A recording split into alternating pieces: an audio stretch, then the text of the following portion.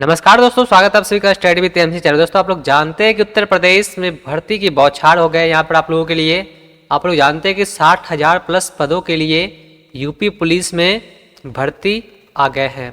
तो इसको लेकर बहुत से लोग तैयार हो गए कि किस प्रकार से इसमें एक सीट फिक्स करना है। तो हम आज किस वीडियो में आप लोगों को यही बताने वाले हैं कि आखिर आप लोग ऐसा क्या करें जिससे कि एक सीट तो आपके लिए बिल्कुल फिक्स हो जाए, इसको कोई काट ना सके। तो इसके लिए सबसे पहले आप लोग जानते हैं कि कोई परीक्षा यदि आपके नज़दीक है या होने वाले हैं या फिर उस परीक्षा की आप लोग तैयारी कर रहे हैं, तो उसका जो मेन इम्पोर्टेंट चीज़ है वो है प्रक्रिया, सिलेक्शन प्रोसेस और साथ ही साथ उसके सिलेबस। ये दो चीज़ यदि आप लोग समझ जाते हैं तो फिर आपका जो आधा यानी कहे तो 50% तैयारी कंप्लीट इतना जान लेने से ही हो जाएगा। तो हम लोग चलिए बात करते हैं इस वीडियो में इसी से रिलेटेड। तो सबसे पहले आप लोग यहाँ पर देख लीजिए भर्ती प्रक्रिया। भर्ती प्रक्रिया आप लोग जानते हैं कि उत्तर प्रदेश पुलिस में सबसे पहले रिटेन एग्जाम होते हैं, उसके बाद फिजिकल, तो मेडिकल, उसके बाद ज्वाइनिंग वगैरह के प्रोसेस करवाए जाते हैं। तो यहाँ पर हम लोग इसे डीपली समझेंगे। तो आप लोगों से रिक्वेस्ट है कि वीडियो को अंत तक देखें यदि आप लोगों को यूपी पुलिस में सिलेक्ट होना है। तो यदि बस ऐसे ही आपको घूमते रहना है इस वीडियो से उस वीडियो में, तो आप लोग अभी इस वीडियो को छोड़ के जा सकते हैं। तो जिन लोग को लगता है कि उन्हें ज्वाइन करना है इस बार यूपी पुलिस, तो वो लोग वीडियो को अंत तक देखें। तो सबसे पहले आप लोग यहाँ पर देख सकते हैं कि चयन प्रक्रिया के बारे में यहाँ पे दिखाए गए हैं। और सबसे पहले यहाँ पे क्या होगा, लिखित परीक्षा में क्या है। यदि इसे हम लोग समझ लेते अच्छे से तो आधा काम तो ऐसे ही सॉल्व हो जाएगा। तो यहाँ पर एक एक लाइन समझते हैं। ऐसे अभ्यर्थियों जिनके आवेदन पत्र प्रथम दृष्टया सही पाए जाएंगे से ऑफलाइन लिखित परीक्षा में सम्मिलित होने की अपेक्षा की जाएगी। यहाँ पर बहुत से लोगों के सवाल ये थे कि एग्ज़ाम ऑनलाइन होंगे या फिर ऑफलाइन। तो आप लोग देख सकते हैं OMR बेस्ट यहाँ पे एग्ज़ाम होंगे ऑफलाइन। ठीक है, ये एग्ज़ाम जो है या ऑफलाइन होंगे, ऑनलाइन एग्ज़ाम नहीं होंगे। पहली बात यहाँ पर ये क्लियर हो गया कि ये ऑनलाइन एग्ज़ाम नहीं होगा, ये ऑफलाइन एग्ज़ाम होगा। दूसरी बात, यहाँ पे लिखित परीक्षा में वस्तुनिष्ठ प्रकार का प्रश्न पत्र रखा जाएगा जिसके लिए 300 अंक दिए जाएंगे। यानी कि 300 अंक का एग्ज़ाम होगा। ठीक है, 300 अंक का एग्ज़ाम होगा और इसके लिए आपको जो समय दिए एग्ज़ाम का टाइम है वो 2 घंटा है।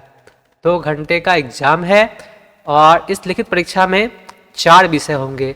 कौन कौन से? तो सामान्य ज्ञान, दूसरा सामान्य हिंदी, संख्यात्मक एवं मानसिक योग्यता, मानसिक अभिरुचि, बुद्धि लब्धि एवं तार्किक क्षमता।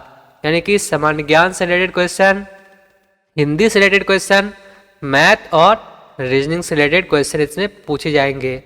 और इसके लिए आप लोग यहाँ पर देख सकते हैं कि अभ्यर्थियों के लिए लिखित परीक्षा में गलत उत्तर देने के लिए ऋणात्मक अंक प्रदान किए जाएंगे। यानी कि यदि आप लोग गलत आंसर देते हैं तो इसके लिए आपके 0.5 ऋणात्मक मार्क्स भी यानी कि निगेटिव मार्क्स भी है।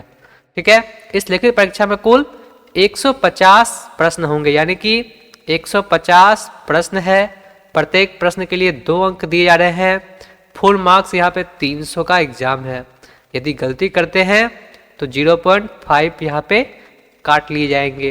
तो इस प्रकार से यहाँ पर लिखित परीक्षा का प्रोसेस है। आगे यहाँ पर देख सकते हैं कि OMR अनुसार संपन्न कराई जाएगी। ये तो जानते हैं लिखित परीक्षा का पाठ्यक्रम परिशिष्ट 1 पर संलग्न है, तो उसे भी हम लोग कंप्लीट देखेंगे और आगे सिलेबस को इसमें और क्या क्या दिए गए हैं। दूसरी बात, यहाँ पे अभ्यर्थियों की संख्या के अनुसार लिखित परीक्षा एक ही दिन को एकल पाली में अथवा एक से अधिक पाली में एग्जाम अलग अलग दिनांक में हो सकते हैं। चलिए, इससे कोई दिक्कत नहीं है, चाहे किसी भी डेट में हो। मेन इंपॉर्टेंट यहाँ पर आप समझिए कि लिखित परीक्षा एक से अधिक पालियों में अथवा एक से अधिक दिनांकों को विभिन्न पालियों में विभिन्न प्रश्न पत्रों के साथ संचालित कराए जाने की दशा में ऐसी परीक्षाओं में सम्मिलित होने वाले अभ्यर्थियों द्वारा प्राप्त अंकों के प्रसामान्यकरण यानी कि नॉर्मलाइजेशन हेतु बोर्ड द्वारा प्रसामान्यकरण यानी कि नॉर्मलाइजेशन प्रक्रिया किया जाएगा। तो ये सब आप लोग समझ सकते हैं, नॉर्मलाइजेशन भी प्रोसेस में है, जिससे कि सभी शिफ्ट के सभी डेट के विद्यार्थियों को बहुत ज़्यादा सहूलियत इसमें मिलेंगे। अब चलिए देखते हैं यहाँ पर आगे इसमें। तो यहाँ तक तो हम लोगों ने सब कुछ समझ लिया। पहला स्टेप यहाँ पर सिलेबस। तो हम लोग आज के इस वीडियो में कंप्लीट सिलेबस को ही देखने वाले हैं। फिलहाल आप लोगों को मैंने बताया प्रोसेस क्या है। तो यहाँ पर आप लोगों ने देखा कि पहला रिटेन का प्रोसेस है एग्जाम, दूसरा फिर फिजिकल, तीसरा डॉक्यूमेंट वेरिफिकेशन। तो हम लोग इस वीडियो में सिर्फ अभी सिलेबस के बारे में बात करने वाले हैं। तो चलिए सिलेबस देखते हैं, नीचे एग्जाम का सिलेबस, क्योंकि आगे फिर हम लोग नेक्स्ट वीडियो में देखेंगे फिजिकल के बारे में। तो अभी हम लोग सिर्फ देखते हैं इसमें रिटेन एग्जाम के सिलेबस को। फटाफट से नीचे आते हैं और देखते हैं सिलेबस में क्या क्या दिखाए गए हैं, क्या क्या आप लोगों को पढ़ना है।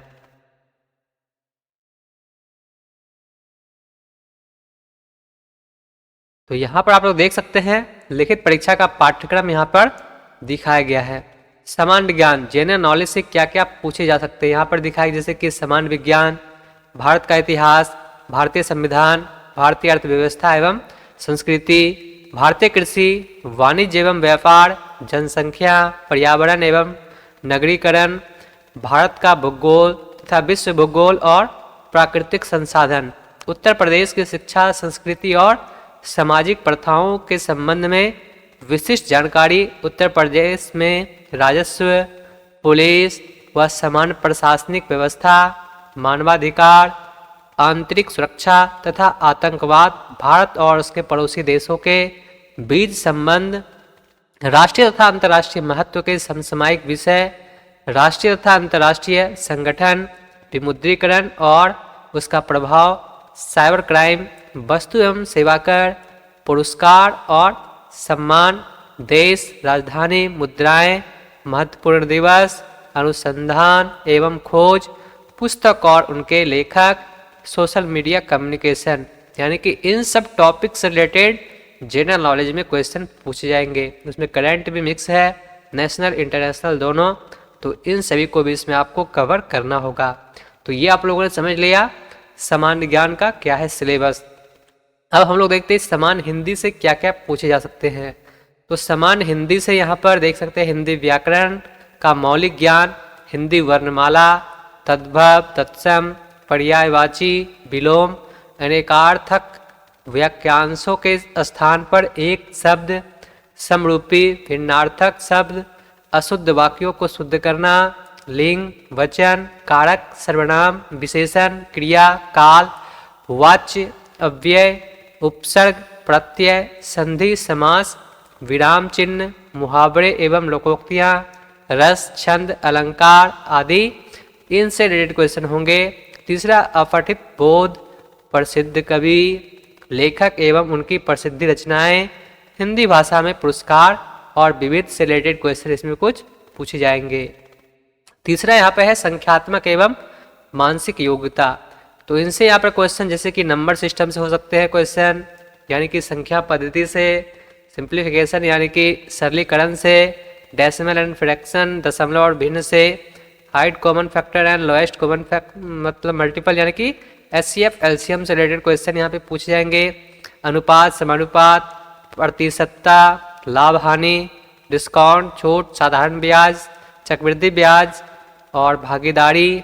यहाँ पर देख सकते हैं औसत, समय और कार्य, साथ ही साथ समय और दूरी, उसके बाद सारणी और ग्राफ का प्रयोग, मेंसुरेशन से भी क्वेश्चन यहाँ पे पूछे जाएंगे। और आप लोग देख सकते हैं अंकगणित, संगणना और अन्य विश्लेषणात्मक कार्य विविध इनसे रिलेटेड क्वेश्चन यहाँ पे पूछे जाएंगे। दूसरा यहाँ पर है मानसिक योग्यता।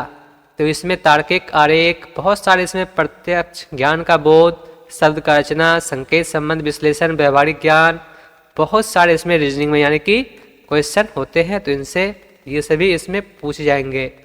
अब आगे देखते हैं रीजनिंग, यहाँ पर क्या क्या रीजनिंग से और इसमें है। देखते हैं रीजनिंग से पूछे जाएंगे जैसे कि निम्नलिखित प्रति दृष्टिकोण, जनहित या फिर कानून एवं शांति व्यवस्था, सांप्रदायिक सद्भाव, साथ ही साथ यहाँ पर और भी जैसे कि अनुकूलन क्षमता, व्यावसायिक सूचना, कानून व्यवस्था, व्यवसाय के प्रति रुचि, यानी कि इस तरह के इसमें क्वेश्चन यहाँ पे पूछे जाएंगे। बुद्धि लब्धि में यानी कहे तो आईक्यू टेस्ट में यहाँ पर देखते हैं आसमान को चिन्हित करना या फिर सांकेतिक लिपि को समझना, बहुत सारे इस तरह के क्वेश्चन पूछे जाएंगे। तार्किक क्षमता में भी इसी प्रकार से अलग अलग चीज जैसे समरूपता, खाली स्थान भरना, विश्लेषण, निर्णय, दृश्य, स्मृति, ये सब यानी कि निर्णायक क्षमता, समस्या को सुलझाना, ये आपके बौद्धिक क्षमता, तार्किक क्षमता को इसमें जांचा जाएगा। तो इस प्रकार से यहाँ पर ये सभी सिलेबस है। तो उम्मीद है कि आप लोग सिलेबस को समझ गए होंगे। अब आप लोगों को करना ये है कि जैसे कि यहाँ पर आप लोग देख सकते हैं, आपके पास जो बुक है कोई भी मैथ के RS अग्रवाल है या फिर कोई भी है, तो उसमें आप लोगों को सभी चैप्टर, जितने भी चैप्टर यहाँ पे दिखाए गए हैं, उस चैप्टर को एक एक करके टिक कर लेना है और उस चैप्टर से थोड़ा थोड़ा रिवाइज कर लेना है। यदि कुछ दिक्कत है तो एक एक चैप्टर से 5-5 सवाल यदि आप लोग बनाते हैं तो आपके जो एक टॉपिक है वो कंप्लीट हो जाएंगे। इसी प्रकार से सभी को आपको धीरे धीरे पढ़ना है और आसानी से आप लोग इसमें सफल हो सकते हैं। यदि कोई डाउट है इससे रिलेटेड तो आप लोग नीचे कमेंट करके पूछ सकते हैं, आपके कमेंट्स का रिप्लाई ज़रूर से ज़रूर किया जाएगा। बाकी बहुत जल्द यहाँ पे ऑनलाइन प्रैक्टिस सेट भी शुरू होने वाले हैं, तो उसे भी आप लोग देख के अपनी तैयारी को बेहतर कर सकते हैं। इस वीडियो में बस इतना ही, मिलते हैं फिर आपसे एक और नए वीडियो के साथ। तब तक के लिए धन्यवाद। आपका दिन शुभ हो।